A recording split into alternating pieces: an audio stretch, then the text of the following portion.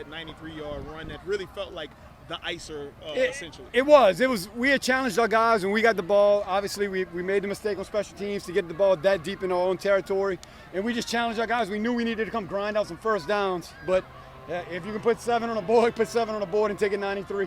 How do you feel whenever you know Trenton's getting the ball, that anything like that can happen? Well, Trenton's been starting for us for 3 years. We put our trust in him as a sophomore on a team that was good enough to win a state championship, and he was the guy that stood next to Lunch Winfield every snap.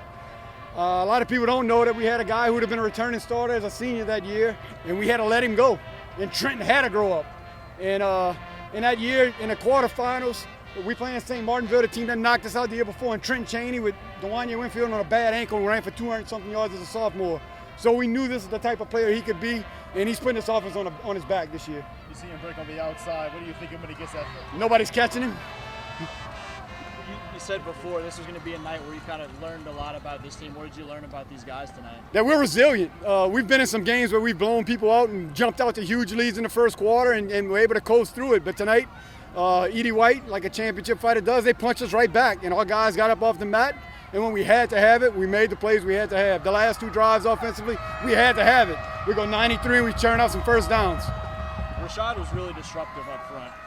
I don't know if y'all already talked about that, but him up front, Snowden flying around, Ashton flying around. I mean, how big is he to kind of set the tone and then everybody to make plays? Here's the bottom line. When you got guys that have played for championships that are still in your lineup, those guys got to step up in big moments. And that's Tarius Snowden, started as a sophomore in the state championship game. That's Rashad Sterling, started as a sophomore the whole state championship season. That's Caden Parquette, started as a freshman in the state championship season. That's Trenton Cheney, started as a sophomore in the state championship season. So when we get to this point in the year and you get into tough games, those guys with that championship pedigree that's been in those battles and been in those wars, that's the guys that those teammates are looking for to step up, and those guys didn't disappoint tonight. Tarius Snowden, we joke with him all the time. His hands aren't always the greatest. He thinks he's a DB, but he's been a guy tackling machine for us, and he's one of the leaders of our football team.